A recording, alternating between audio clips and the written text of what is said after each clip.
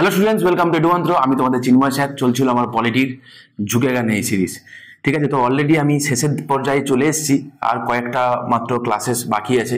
তোমরা অলরেডি জানো, যেখানে আমি পলিটির এমসিকিউ ডিসকাশন করেছিলাম প্রত্যেকটা চ্যাপ্টার ধরে ধরে, WBC, SSC, NTPC, CDS, NDA, including UPSC, লক্ষ্মীকান্তের উপর ভিত্তি করে প্রত্যেকটা চ্যাপ্টার ধরে ধরে আমি কি করেছিলাম না, সেগুলোর প্রত্যেকটা কোশ্চেনকে আমি ডিটেলসে অ্যানালাইসিস করেছিলাম। রিসেন্টলি তোমরা 2023 সালে যারা মেন্স দিয়ে এসছো, আমার পুরো এন্টায়ার সিরিজ দেখে গেছো, তার অনেকে তোমরা ফোন করে জানিয়েছো যে তোমাদের খুব ভালো লেগেছে। ঠিক আছে, ভালো কথা, কিন্তু এই সিরিজটা তোমরা খুব বেশি কেউ দেখোনি। যাদের প্রয়োজন আছে, সিরিয়াস অ্যাসপিরেন্ট তোমরা যারা আছো, পুরো এন্টায়ার সিরিজটা দেখে যাও। প্রথম দিককার ভিডিওগুলোর কোয়ালিটি খুব একটা, মানে ভিডিওর কোয়ালিটি খুব একটা ভালো ছিল না, কন্টেন্ট কোয়ালিটির কথা বলিনি, কারণ স্বাভাবিক তখনও প্রথম প্রথম ছিল। তারপরে আস্তে ধীরে তাকে আমি যতটা সম্ভব পেরেছি একটু আপগ্রেড করার চেষ্টা করেছি। তো তোমরা এইগুলো দেখে যাও। আমার মনে হয় যারা কোয়ালিটিকে যারা পছন্দ করো, ঠিক আছে, কন্টেন্ট কোয়ালিটি, তো তারা প্রথম দিন থেকে একদম ডে নাম্বার 1 থেকে শুরু করে আপ টু হয়তো 45টা বা 50টা খানা টোটাল আমার সেশন হবে। তোমরা দেখে যাও, যে কোনো পরীক্ষা তুমি দাও যেখানে ইন্ডিয়ান পলিটি থেকে কোশ্চেন্স আছে, ডেফিনেটলি তুমি আনসার করতে পারবে। ঠিক আছে, দেখে যাও একবার সিরিজটা, তাহলে বুঝতে পারবে। এন্টার এগুলো সব করে হিস্টোরিক্যাল ব্যাকগ্রাউন্ড থেকে শুরু করে একদম ইম্পর্টেন্ট অ্যামেন্ডমেন্ট আমি শেষ হয়ে গেছে, ইম্পর্টেন্ট আর্টিকেল, পার্ট, শিডিউলের উপরে লেকচার, 1 নম্বর লেকচার গেছে, এন্টার পুরোটা শেষ হয়ে গেছে। এন্টার পুরোটা আমি শেষ করে দিয়েছি, তোমরা চেক আউট করো, দেখো একবার খালি। ঠিক আছে, চলো আজকে আমরা যেগুলো করবো। আচ্ছা, সেখানে যাওয়ার আগে একটা কথা বলে নিই তোমাদেরকে, যে ডাব্লিউবিসি 2024 সালের প্রিলিমিনারির দিকে টার্গেট করে টপিক ওয়াইজ 16খানা মক আছে এবং ফুল লেন্থ 10খানা মক আছে। ইন্ডিভিজুয়াল মক পারচেজ করলে 299 করে তোমার পড়বে, আর দুটো একসঙ্গে তোমরা নিলে 500, মোটা 499। এটা বিফোর পূজা যদি তোমরা পারচেজ করো, এটাতে তোমরা পেয়ে যাবে। ঠিক আছে, এই হচ্ছে তোমার এই শিডিউল দেওয়া রইলো। এছাড়া মিসলেনিয়াসের মেন্সের জন্য, আমাদের নতুন ব্যাচ শুরু হচ্ছে। পুজোর পরেই আমাদের নতুন ব্যাচ শুরু হয়ে যাবে। ডেসক্রিপটিভ জিকে, ডেসক্রিপটিভ ম্যাথ এবং তার সাথে সাথে ডেসক্রিপটিভ বাংলা, ইংরেজি যেমন তোমাদের আছে, ঠিক আছে, ইনক্লুডিং মক্স। ঠিক আছে, মানে আমরা প্রোভাইড করব তোমাদের। যদি কেউ ইন্টারেস্টেড কেউ থাকো, তোমরা চাইলে এই নম্বরেই, দুটোখানা নম্বর আছে, কোনো একটা নম্বরে তোমরা চাইলে ফোন করে আমাদের সঙ্গে যোগাযোগ করতে পারো। ঠিক আছে, চলো শুরু করি। বলছে, which new provision was added to the Indian Constitution which provided that no person shall be deprived of his property saved by authority of law? তো বলছে কত নম্বর আর্টিকেলে এটা বলা হয়েছে যে কি, যে রাইট টু প্রপার্টি তার ডিপ্রাইভ হবে না। ঠিক আছে, আচ্ছা একটা গল্প বলে দিই। রাইট টু প্রপার্টি তোমরা জানো যে একটা সময় ছিল article 19 clause 1 sub clause F এ ছিল রাইট টু প্রপার্টি, আর একটা জায়গায় ছিল আর্টিকেল 31 ছিল। ঠিক আছে, এবারে রাইট টু প্রপার্টির সঙ্গে ডিপিএসপির না সবসময় একটা ক্লাস লাগতো। তোমরা জানো, আমি অলরেডি তোমাদেরকে পড়িয়ে এসেছি। ডিপিএসপি একটা ক্লাস লাগতো। সেই ক্লাস থেকে মুক্ত হওয়ার জন্য কি করা হয়েছিল না, through 44th constitution amendment act of 1978 প্রথম যখন নন কংগ্রেস গভর্নমেন্ট তৈরি হয়, মোরারজি দেশাই কি করে না, এই article 19 clause 1 sub clause F কে রিপিল করে দেয়, আর্টিকেল 31 কেও কি করে দেয়, রিপিল করে দেয়, দিয়ে কি করে রাইট টু প্রপার্টিকে পার্ট 12 এর আর্টিকেল 300 এতে শিফট করে দেয়। তো একটা সময় রাইট টু প্রপার্টি ছিল ফান্ডামেন্টাল রাইটস, রাইট নাও এটা একটা কনস্টিটিউশনাল রাইট এবং constitutionally guaranteed, it's a legal right, it's a legal right. ঠিক আছে, মাথায় রেখো, খুব ইম্পর্টেন্ট। তাহলে আমার আনসার কি হয়ে যাবে, আনসার হয়ে যাবে আমার 300A। ওকে, চলো পরবর্তী প্রশ্ন দেখি। Which of the following article states that the vice president is an x officio chairman of the council of states? সোজা কথা, যে ভাইস প্রেসিডেন্ট যে এক্স অফিসিও চেয়ারম্যান হবে রাজ্যসভার, কাউন্সিল অফ স্টেট মানে রাজ্যসভার, কত নম্বর আর্টিকেল বলে? ঠিক আছে, এটা কত নম্বর আর্টিকেল বলে? আর্টিকেল 64 এটা বলে যে, আচ্ছা তোমরা জানো যে আমাদের পার্লামেন্টারি ফর্ম অফ গভর্নমেন্টে, তাই না, আমাদের এখানে কি হয় না, বোথ এই parliamentary form of government both union as well as state, দুটো জায়গাতেই আছে। তো ইউনিয়নের দিক থেকে দেখবো কি দুটো হাউস আছে, লোকসভা আছে, রাজ্যসভা আছে, তাই না। স্টেট লেজিসলেচার দেখতে পাবো কি না, state legislative assembly, state legislative council রয়েছে। ওকে, এটা ইউনিয়ন লেজিসলেচার। এবারে লোকসভার যিনি প্রিসাইড করেন, যিনি হেড, যিনি প্রিসাইড করেন, তাকে আমরা স্পিকার বলে রাখি। রাজ্যসভাকে যিনি প্রিসাইড করেন, ঠিক আছে, রাজ্যসভার যিনি হেড, ঠিক আছে, তাকে আমরা কি বলে রাখি, চেয়ারম্যান বলে রাখি। সেম জিনিস এখানেও তাই, এটাকেও স্পিকার বলে রাখবো, এটাকেও চেয়ারম্যান বলে রাখবো। মজার কথা হচ্ছে কি জানো, এই যে স্পিকার যিনি হন তিনি এই হাউসের একজন মেম্বার, মানে যিনি স্পিকার হন তিনি এই হাউসের একজন মেম্বার হন, কিন্তু যিনি চেয়ারম্যান হন তিনি কিন্তু এই হাউসের একজন মেম্বার নন। কেন না, এই চেয়ারম্যান হতে গেলে তাকে যেটা হতে হবে ভাইস প্রেসিডেন্ট হতে হবে, এবং এই কথাটা লেখা আছে আর্টিকেল 64-এ লেখা আছে, এক্স অফিসিও পোস্ট। বোঝা গেল? আচ্ছা, লেজিসলেটিভ অ্যাসেম্বলির ক্ষেত্রে যিনি স্পিকার হন তিনিও এই হাউসের সদস্য, লেজিসলেটিভ কাউন্সিলের ক্ষেত্রে যিনি চেয়ারম্যান হন তিনিও কিন্তু এই হাউসেরই সদস্য। এই নিয়ে আমি এর আগে বহুবার আরো ডিটেলসে বলেছি, তোমরা ওই প্রিভিয়াস ভিডিওগুলো দেখে নিও, ঠিক আছে? অনেকটা বেনিফিটেড হবে। ওকে, রিমেনিং যে কটা আর্টিকেলস যেগুলো রয়েছে সেই আর্টিকেলস গুলো সম্পর্কে কি কি জানতে হবে আমাদের মানে জানবো, একটু দেখে নি। দেখো এখানে article 60 itself very much important. এখানে প্রেসিডেন্টের ওথের কথা বলা আছে, ঠিক আছে? তোমরা জানো যে মানে থার্ড শিডিউলে কি আছে না, ওথের কথা আছে, ঠিক আছে? সেখানে কিন্তু প্রেসিডেন্টাল ওথের কথা বলা নেই, বলে রাখলাম, শুনে রাখো, পরীক্ষায় যে কোনো দিন জিজ্ঞাসা করবে। থার্ড শিডিউলে কিন্তু প্রেসিডেন্টাল ওথের কথা কিছু বলা নেই। ওকে, আচ্ছা 61-এ তোমরা জানো procedure for impeachment of the president. By the way, প্রেসিডেন্টকে ওথকে পড়ায় না, প্রেসিডেন্টকে ওথ পড়ায় চিফ জাস্টিস অফ ইন্ডিয়া, ঠিক আছে? বা সিনিয়র মোস্ট জাজ অফ দ্য সুপ্রিম কোর্ট যিনি থাকবেন, in is absent. Okay, article 61-এ যে ইমপিচমেন্ট অফ দ্য প্রেসিডেন্ট আছে, প্রেসিডেন্টকে সরানোর কথা বলা আছে আর্টিকেল 61-এ। আর্টিকেল 63-তে কি আছে, ভাইস প্রেসিডেন্টের কথা বলা হয়। আর্টিকেল 64-এ কি বলা হয় না, ভাইস প্রেসিডেন্ট হচ্ছে এক্স অফিসিও চেয়ারম্যান, সেই কথা বলা হয়।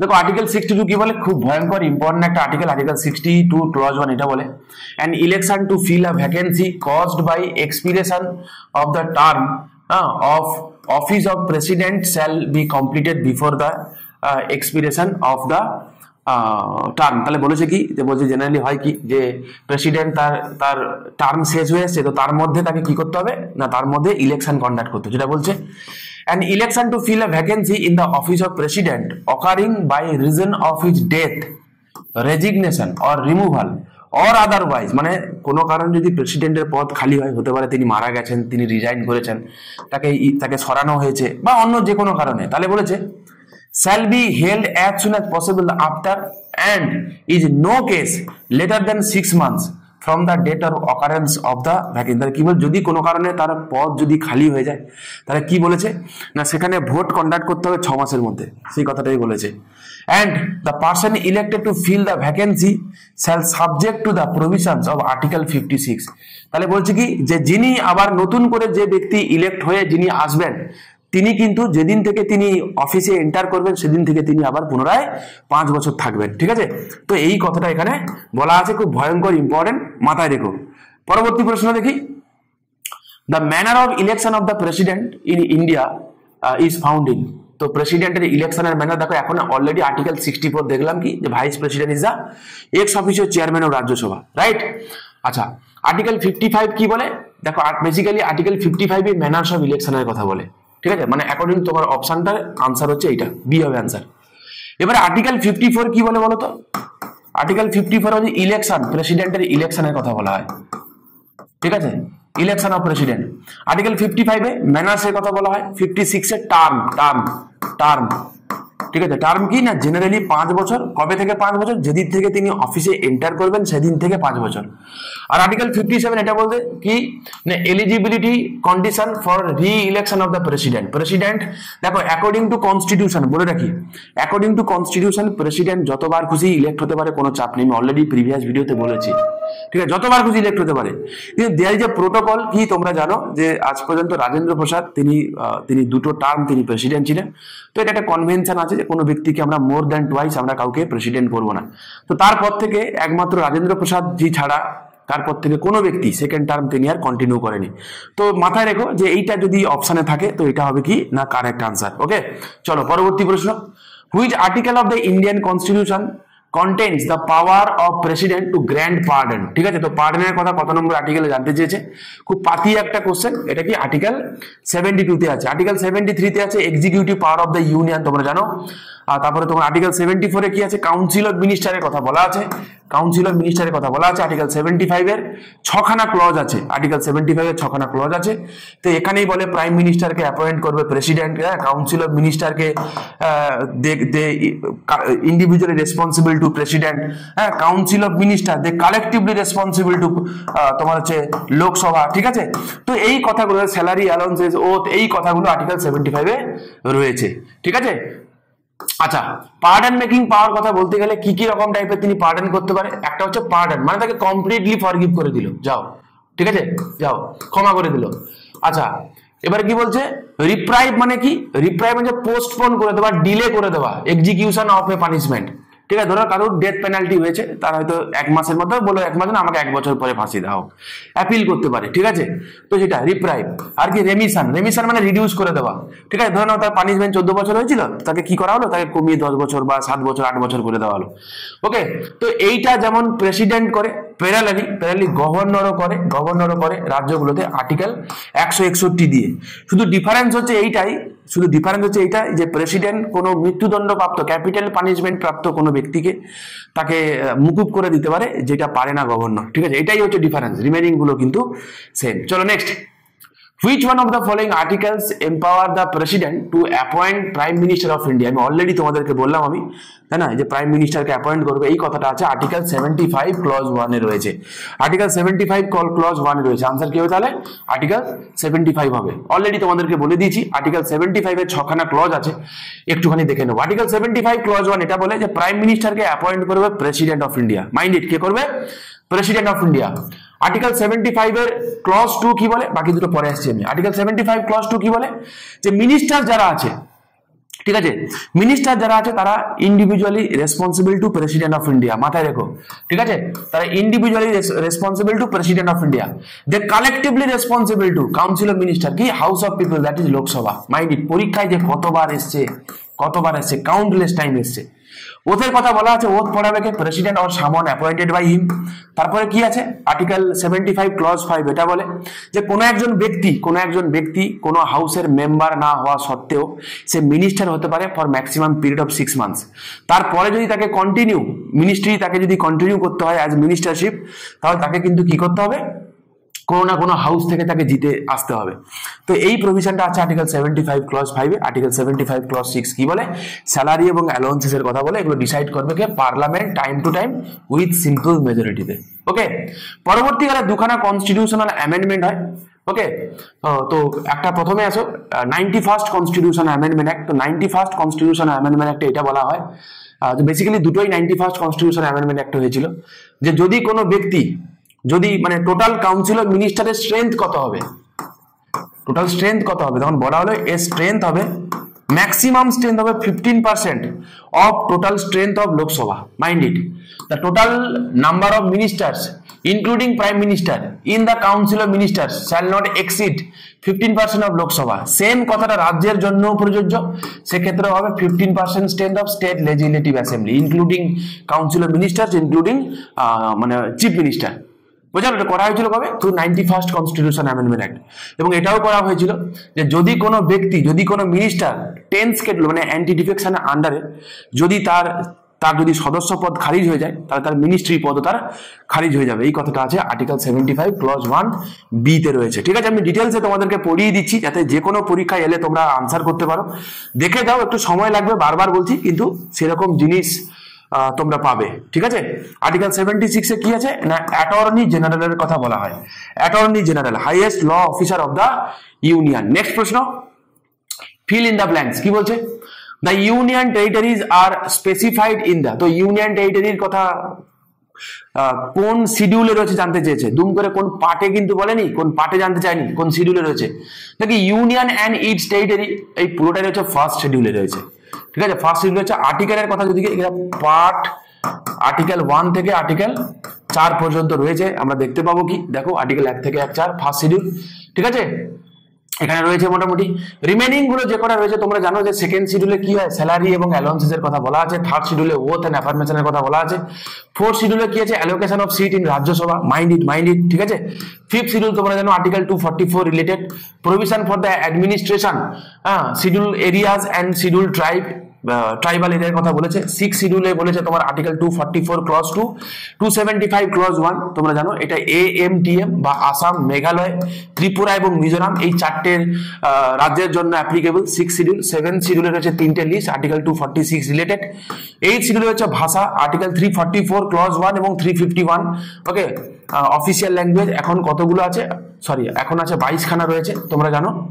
আর 9 শিডিউলে রয়েছে আর্টিকেল 31B রিলেটেড, তাই না, সেটা অ্যাবলিশন অফ জমিনদারি রিলেটেড। 10 শিডিউল রয়েছে অ্যান্টি ডিফেকশন 102 এবং আর্টিকেল 191 ক্লজ 2 রিলেটেড। 11 শিডিউল রয়েছে পঞ্চায়েত, 12 শিডিউল রয়েছে কি মিউনিসিপ্যালিটি। ওকে, তোমরা এগুলো মনে রেখো, পরীক্ষায় কিন্তু এগুলো আসে, ম্যাচ দা ফলোইং করেও কিন্তু তোমাদের জিজ্ঞাসা করা হয়। পরবর্তী প্রশ্ন বলছে under which constitutional article news papers do not have the right to publish reports of the proceedings of a secret session of either of the houses of the parliament or state legislative assembly and state legislative council। আচ্ছা, বলছে দেখো, বলছে তোমরা জানো যে article 361A যেটা add করা হয়েছিল through 44th constitution amendment act, ঠিক আছে, মোরারজি দেশাই করেছিল। তো সেইখানে বলা হয়েছিল যে যারা মোটামুটি যদি কোনো ট্রু রিপোর্ট যদি পাবলিশ করে কোনো রিপোর্টার, তার বিরুদ্ধে কোনো ক্রিমিনাল প্রসিডিংস তোলা যাবে না। প্যারালালি এটাও বলা হয়েছিল কি যে কোনো সিক্রেট সেশন যদি হয় তাহলে সেগুলোকে পাবলিশ করা যাবে না, ঠিক আছে। তো এটা আছে কোথায়, আর্টিকেল 361, আর্টিকেল 361 এতে এটা আছে, মাথায় রেখো, ঠিক আছে, এটা কিন্তু খুব ইম্পর্টেন্ট। চলো পরবর্তী প্রশ্ন দেখি। Which article of the Indian constitution enumerates fundamental duties of Indian citizen। আচ্ছা, বাই দা ওয়ে বলে নিয়ে আর্টিকেল 361 বলে একটা অপশন আছে, এর ইলাবোরেশন না আমি যখন তোমাদেরকে ফান্ডামেন্টাল রাইটের আর্টিকেল 14 প্রশ্ন করেছিলাম ডিটেলসে করেছি, একটু দেখে নিও, ঠিক আছে। আমি যেগুলো বলছি না ইচ্ছে করেই বলছি না, কারণ এগুলো আমি অলরেডি ডিসকাস করেছি, তোমরা যদি কেউ প্রিভিয়াসলি দেখে থাকো অলরেডি আছে, আমি এগুলো করিয়ে রেখেছি তোমাদেরকে। চলো, আচ্ছা, তো ফান্ডামেন্টাল ডিউটি কত নম্বর আর্টিকেল রয়েছে, সব থেকে মোস্ট পাতি প্রশ্ন, কত নম্বর আর্টিকেল রয়েছে, আর্টিকেল 51A তে রয়েছে ফান্ডামেন্টাল ডিউটির কথা। আমি তোমরা জানো ফান্ডামেন্টাল ডিউটি আমি অলরেডি তোমাদেরকে করিয়েছি, আর একবার না আমি 5টা-6টা পয়েন্ট বলে দিচ্ছি, এই 6টা পয়েন্ট মাথায় রেখো, পরীক্ষায় এগুলোই আছে। প্রথমত ফান্ডামেন্টাল ডিউটি অরিজিনালি ছিল না, এটা অ্যাডেড হয়েছে through 42nd constitution amendment act of 1976, number 1। Number 2, নতুন পার্ট অ্যাড হয়েছে, সেটা হচ্ছে পার্ট 4A। নাম্বার 3 হচ্ছে কি, অরিজিনালি 10খানা ফান্ডামেন্টাল ডিউটি ছিল, পরবর্তীকালে 86 কনস্টিটিউশন অ্যামেন্ডমেন্ট অ্যাক্ট করে কি করা হয় না 6 থেকে 14 বছর বয়স্ক শিশুদেরকে স্কুলে পাঠানোটা অভিভাবকদের একটা দায়িত্ব, এই ডিউটিটা অ্যাড হয় as 11th duty. Right now এখন 11খানা ডিউটি রয়েছে। কোন কমিটির রেকমেন্ডেশনে ফান্ডামেন্টাল ডিউটি অ্যাড করা হয়েছিল? অন দ্য রেকমেন্ডেশন অফ শরণ সিং কমিটি, ঠিক আছে। যেই কথাগুলো তোমাদেরকে আমি বললাম, fundamental duties are not enforceable part, এগুলোকে এনফোর্স করা যায় না, এই কথাগুলো মাথায় রেখো।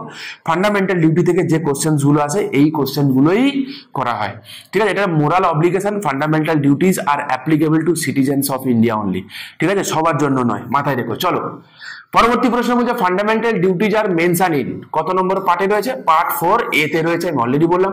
পার্ট 3 তে রয়েছে ফান্ডামেন্টাল রাইট, তাই না, আর্টিকেল 12 থেকে শুরু করে আর্টিকেল 35 পর্যন্ত। পার্ট 4 এ রয়েছে ডিপিএসপির কথা বা ডিরেক্টিভ প্রিন্সিপাল অফ স্টেট পলিসির কথা, যেটা আমরা বড় করেছি ফ্রম আয়ারল্যান্ড থেকে, এটা ফান্ডামেন্টাল রাইট বয়ার করেছি ফ্রম ইউএসএ থেকে। হ্যাঁ, এটা রয়েছে আর্টিকেল 36 থেকে আর্টিকেল 51, মানে ডিপিএসপির কথা বলছি। পার্ট 4A মানে হচ্ছে আর্টিকেল 51A তে রয়েছে। আর শিডিউল 4A বলে কোনো এরকম কিছু নেই, ঠিক আছে। চলো পরবর্তী প্রশ্ন দেখি।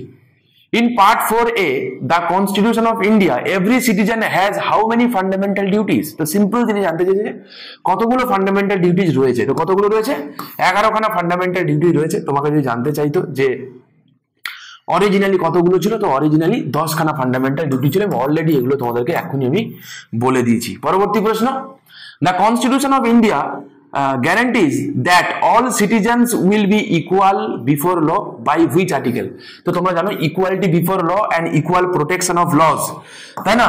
এই যে ইকুয়ালিটি বিফোর ল, এটা একটা নেগেটিভ কনসেপ্ট যেটা আমরা ইউকে থেকে বড় করেছি। আর একটা হয় ইকুয়াল প্রোটেকশন অফ লস, এটা হচ্ছে একটা পজিটিভ কনসেপ্ট, এটা আমরা বড় করেছি ফ্রম ইউএসএ থেকে, রাইট। এইটা আমরা কোথায় পাবো? আর্টিকেল 14 দেখতে পাবো, রাইট। রিমেনিং যে কটা আর্টিকেলস রয়েছে তার মধ্যে আর্টিকেল 11, এটা তোমরা জানো যে সিটিজেনশিপ রিলেটেড মামলা, সিটিজেনশিপ রিলেটেড যদি কোনো কিছু প্রভিশন বানাতে হয় সেটা পার্লামেন্ট বানাবে উইথ সিম্পল মেজরিটিতে, পার্লামেন্ট বানাবে by law, mind it. Article 12 তে রয়েছে ডেফিনেশন অফ স্টেটের কথা, তাই না। আর্টিকেল 36 এও ডেফিনেশন অফ স্টেট রয়েছে, আর আর্টিকেল 13 তে কি রয়েছে? ল এর ডেফিনেশন রয়েছে, ঠিক আছে, ল এর ডেফিনেশন রয়েছে, মাথায় রেখো। চলো পরবর্তী প্রশ্ন দেখি। Which one of the following articles of the constitution direct the state to strive to promote the welfare of the people? দেখো ওয়েলফেয়ার স্টেটের কথা কোথায় রয়েছে? এই তো, and protecting the social order in which justice, social, economic and political। দেখো পরিষ্কার পড়ে বোঝা যাচ্ছে যেটা কি টু দা ডিপিএসপির কথা বলা হয়েছে, হ্যাঁ, কি টু দা ডিপিএসপির কথা বলা হচ্ছে এখানে। তার মানে কত হবে? আর্টিকেল 38 হবে। কারণ আর্টিকেল 38 হচ্ছে একমাত্র আর্টিকেল ডিপিএসপি যেখানে এই তিনটে কথা বলা, justice, social, economic and political. পড়ে দেখবে ওখানে লেখা আছে, ঠিক আছে?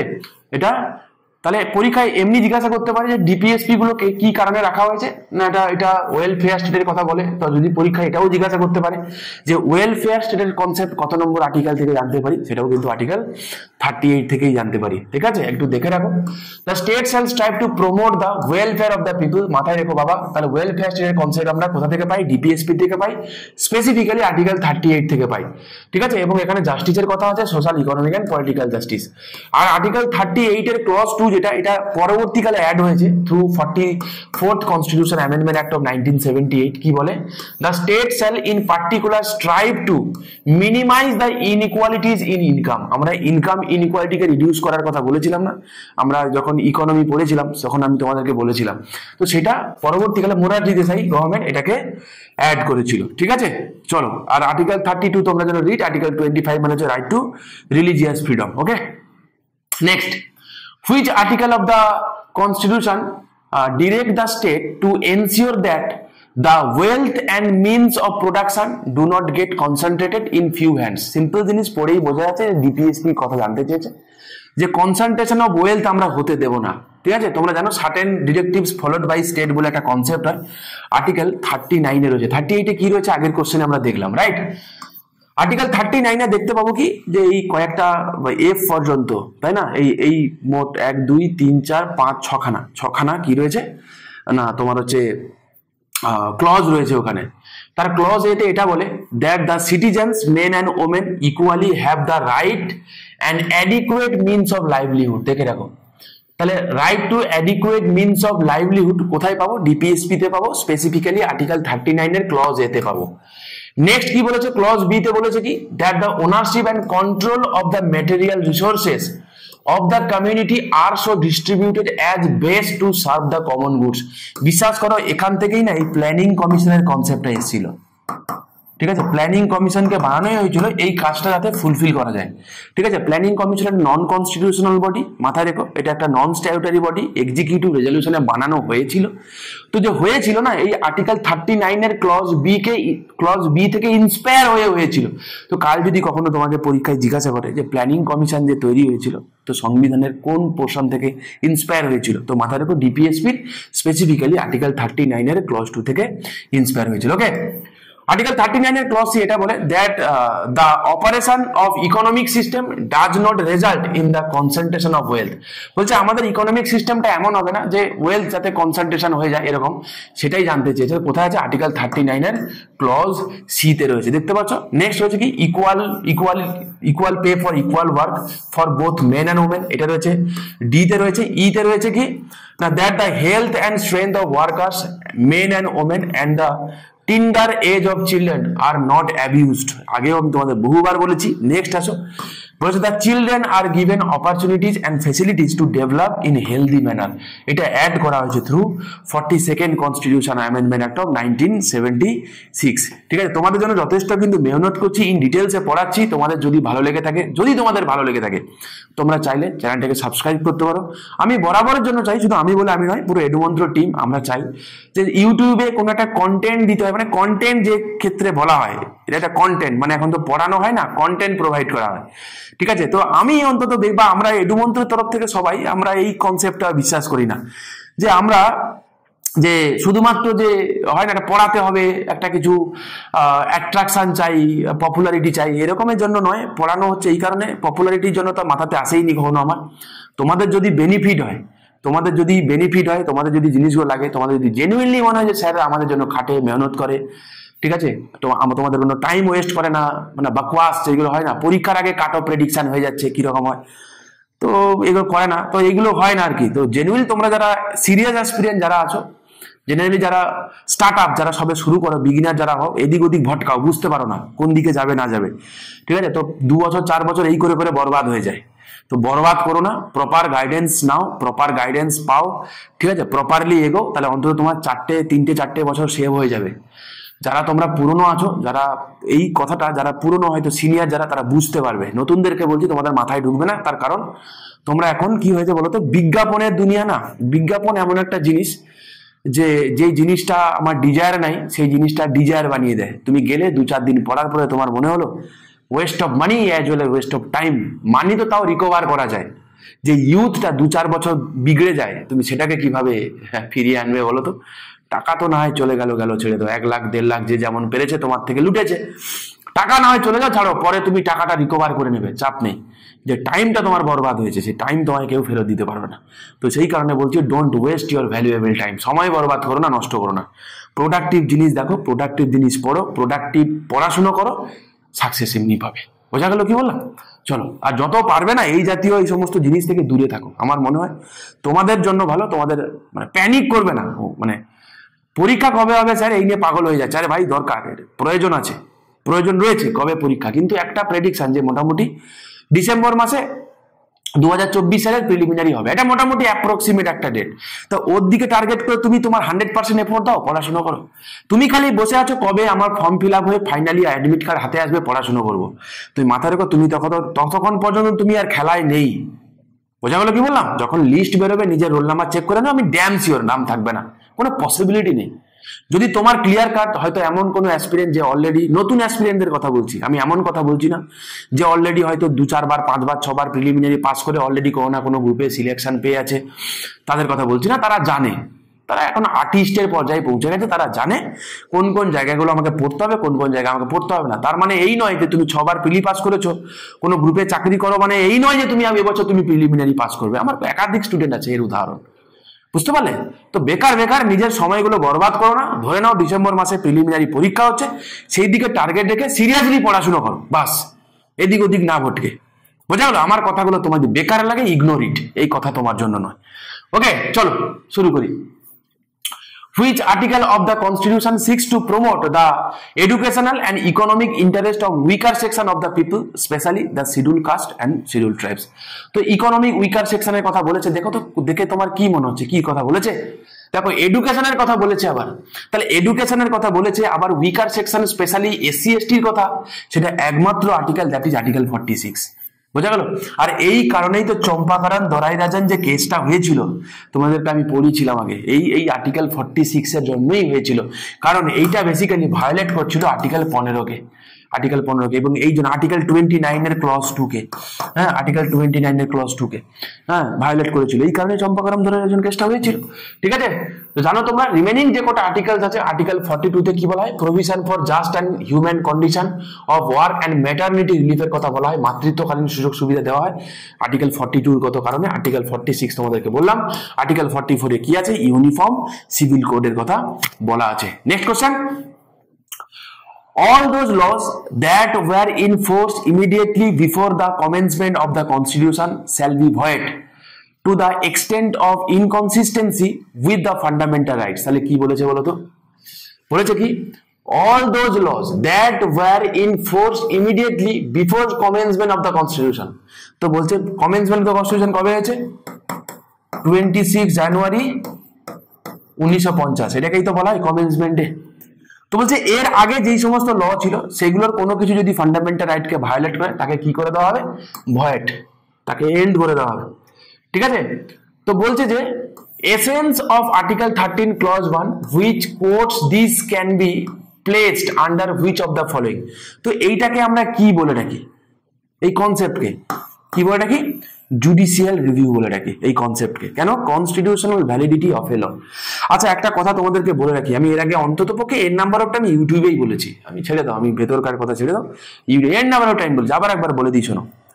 The term judicial review, the term judicial রিভিউর কনসেপ্টটা আমরা বড় করেছি ফ্রম ইউএসএ থেকে, কনসেপ্টটা in the form of public interest litigation. ঠিক আছে? নেক্সট কথা বলছি, জুডিশিয়াল রিভিউ কথাটা আমাদের সংবিধানের কোথাও লেখা টেখা নেই, কোথাও লেখা নেই। বোঝা গেল?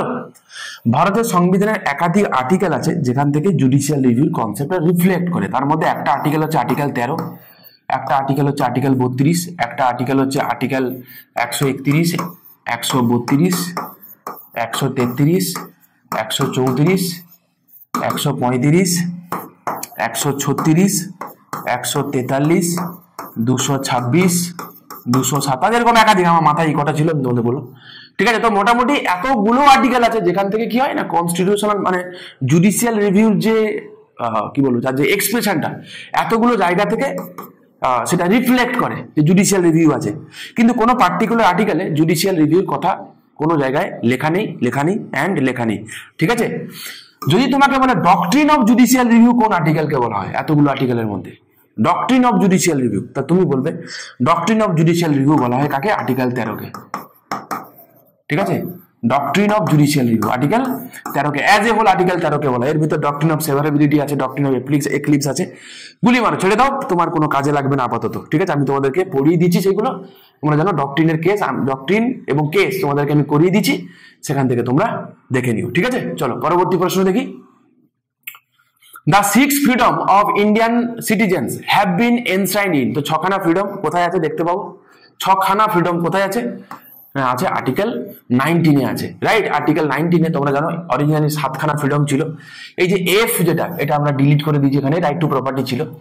রিমেনিং যে কটা ফ্রিডম তোমরা জানো খুব পপুলার একটা আর্টিকেল এটা, freedom of speech and expression, assemble peaceably without arms, to form association, unions or cooperative society, এটা 97 কনস্টিটিউশন অ্যামেন্ডমেন্ট অ্যাক্টে অ্যাড করা হয়েছিল। To move freely throughout the territory of India, to reside and settle any part of India. আর জিতে কি বলেছে? Practise any profession or carry out any trade or business. ঠিক আছে, মাথা রাখবে যে কটা ক্লজ এখানে আছে আর্টিকেল 19 এর সব কটা ক্লজ যেন তোমার মাথায় থাকে, কারণ পরীক্ষায় তোমাকে তুলে দিয়ে বলবে two move freely throughout the territory of India, এটা কত নম্বর আর্টিকেলে রয়েছে, সব কটাই article 19 clause 1 A B C D দিয়ে বলবে। তুমি বলবে আছে তো, হ্যাঁ কোথায় আছে ডেফিনেটলি মনে নেই, বোঝা গেল? প্রিলিমিনারিতে তোমাকে হয়তো এতটা বিগড়াবে বলে আমার মনে হচ্ছে, তাও আমার মনে হয় ফর সেফ জোন পড়ে যাওয়াই বুদ্ধিমানের কাজ হবে। আর্টিকেল 19 যেহেতু ছেলে খেলা নয়, বোঝা গেল? মেন্সের জন্য তো গ্যারেন্টি আসবে, কোনো ডাউট নেই এতে। চলো, Article 13 of Indian Constitution uses the words to the extent of such inconsistency be void. Okay, which of the following doctrines is coherent to this? তো বলছে এর সঙ্গে কোন ডক্ট্রিনটা যায়, দেখো ডক্ট্রিন অফ ওয়েভার তো হবে না, সবকটা ডক্ট্রিন তোমাদেরকে আমি করিয়েছি। ওকে, ডক্ট্রিন অফ ল্যাপস বলে না কিছু নাই, তখন ল্যাচেস হয়, তো এখানে নাই, তো অপশনে যা ছিল doctrine of severability will be the right answer. ঠিক আছে, কেন রাইট আনসার হবে? ডক্ট্রিনের উপরে আমার সেপারেট একটা আলাদা ভিডিও আছে, তোমরা অলরেডি আমি তোমাদেরকে রিকোয়েস্ট করছি ওই ভিডিওগুলো তোমরা দেখে নাও। তাহলে এই ছোটখাটো না, এগুলো ওয়ান ওয়ার্ডের জিনিস নয়, মানে তোমাকে আমি কিছু বললাম 2 মিনিটে তোমার হঠাৎ করে ডক্ট্রিন হয়ে যাবে, কোনো পসিবিলিটি নেই, হওয়ার কোনো চান্সই নেই। ঠিক আছে, একটু পড়ে নাও, ডক্ট্রিনের উপর আমার ভিডিও অলরেডি রয়েছে, সব কটা ডক্ট্রিন আমার করা আছে একদম প্রথম থেকে, মানে যত কটা করানো উচিত সব কটা ডক্ট্রিন করাতে পারিনি। ঠিক আছে, কারণ ডক্ট্রিনের নাম্বার অফ প্রচুর আছে, জানা অজানা, যেগুলো সম্ভব আমি করিয়ে দিয়েছি, ইম্পর্টেন্ট অ্যামেন্ডমেন্ট করিয়ে দিয়েছি, ইম্পর্টেন্ট কেসেস জাজমেন্ট করিয়ে দিয়েছি, করানো আছে, এগুলো তোমরা দেখে নাও। ঠিক আছে, প্রিলিমিনারির জন্য এইগুলো কমপ্লিট পুরো সিরিজটা যদি তোমরা দেখে যাও, আমার মনে হয় না একটা কোশ্চেন বাইরে থেকে আসবে বলে, ভালো করে দেখে যাও, আগে তুমি দেখো তো সেই। Next, under which article of the Constitution is protection and interest of the minority is envisaged? তো মাইনরিটিদের প্রোটেকশন কত নম্বর আর্টিকেলে রয়েছে? আচ্ছা, মাইনরিটি রিলেটেড কথা আর্টিকেল 29 ছাড়া কোথাও নেই অ্যাকর্ডিং টু অপশন। এখানে কোন মাইনরিটি বলেছে? রিলিজিয়াস মাইনরিটি, লিঙ্গুইস্টিক মাইনরিটির কথা এখানে বলেছে। মাইনরিটি কি বলেছে? রিলিজিয়াস এন্ড লিঙ্গুইস্টিক মাইনরিটির কথা এখানে বলেছে। পরবর্তী প্রশ্ন এবং আজকের মতো লাস্ট প্রশ্ন বলছে, which one of the following articles deals with the appointment, duty and tenure of advocate general of state? তো কত নম্বর আর্টিকেল রয়েছে? তবে অ্যাডভোকেট জেনারেল কথা তো আর্টিকেল 165 এ রয়েছে। দুই একটা কথা এই সম্পর্কে বলে নি, যে অ্যাডভোকেট জেনারেলকে অ্যাপয়েন্ট করে কে? অ্যাডভোকেট জেনারেলকে বলা হয় আগে highest law officer of the state, তাকে অ্যাপয়েন্ট করে গভর্নর, বোঝা গেল? তিনি অফিসে হোল্ড করেন during the pleasure of governor. কি বললাম? তিনি অফিসে হোল্ড করেন during the pleasure of governor. ঠিক আছে, এই কয়েকটা কথা মাথায় রেখো। তার কোনো ফিক্সড কোনো টেনিওর নেই, একজন হাইকোর্টের বিচারপতি হওয়ার মতো তার যোগ্যতা থাকলেই তিনি হতে পারেন। ঠিক আছে, এই কয়েকটা কথা তোমরা মাথায় রেখো, এবং তার কথা আর্টিকেল 165 এ রয়েছে। তার কোনো ফিক্সড কোনো স্যালারি অ্যালাউন্সেস নেই, ডিসাইডেড বাই গভর্নর। ঠিক আছে, এই কয়েকটা কথা তোমরা মাথায় রেখো। এই ছিল মোটামুটি আজকের মতো টপ 20 এমসিকিউ, যেগুলো আমি তোমাদের সঙ্গে শেয়ার করলাম উইথ ইলাবোরেশন। নেক্সট দিন আবার 20টা করবো। এরকম করে আমি তোমাদের এই important article amendment, important article, schedule এবং পার্ট থেকে প্রায় 140 খানা মতো, মানে 7 খানা মতো ভিডিও আমার যাবে। 20টা করে রেখেছি, অল্প অল্প করে করছি এই কারণে যাতে তোমাদের ধৈর্যটাও থাকে, প্রত্যেকটা কোশ্চেনকে আমি ইকুয়ালি ইম্পর্টেন্স দিতে পারি, ভালো করে করাতে পারি। ঠিক আছে, মাথায় রেখো 2025 সালে কিন্তু ডেসক্রিপটিভ প্যাটার্নে হবে। ঠিক আছে, তো প্রত্যেকটা সম্পর্কে যদি আমার একটা ওভারঅল নলেজ না থাকে, কনসেপ্ট না থাকে, কিন্তু পেন থেকে লেখা বেরোবে না। ঠিক আছে, পেনে কালি থাকবে কিন্তু লেখা বেরোবে না, কারণ কনসেপ্ট যদি না থাকে। ওকে, তো সেই চেষ্টাটাই আমরা করছি, তোমরা দেখতে থাকো। সন্দীপ স্যার তোমাদের সঙ্গে জিওগ্রাফি ক্লাস শেয়ার করছেন, তোমাদের সঙ্গে তোমার ম্যাথের ক্লাস শেয়ার করছেন, আমি তোমাদের সঙ্গে পলিটি নিচ্ছি, ইকোনমি নিচ্ছি, তারপরে সুমিতা ম্যাডাম তোমাদের সঙ্গে বাংলা এবং তোমাদের যে বি যেটা, মানে পেপার বি যেটা হবে বাংলার আর্ট অ্যান্ড কালচার যে পোর্শনটা 2025 সালে, তার জন্য অলরেডি ক্লাস শুরু হয়ে গেছে। দেখো, আজ থেকে তোমরা এই প্রিপারেশনটা নাও যাতে 2025 সালে গিয়ে ঝটকা না লাগে আর কি। ঠিক আছে, এর জন্য আমরা আছি, চিন্তা করার কোনো কারণ নেই। যে চেঞ্জেসটা হচ্ছে খুব ভালোই হবে। আমি তো মনে করি বিষয়টা যারা তোমরা বলো ক্লাসিক যারা তোমরা, ঠিক আছে, তাদের জন্য WBCSটা খুব মাখন হয়ে যাবে। ঠিক আছে, ভালো থেকো, দেখা হচ্ছে নেক্সট ভিডিওতে আরো ইম্পর্টেন্ট 20টা কোশ্চেন নিয়ে। নেক্সট দিন দেখা হবে, চলো টাটা।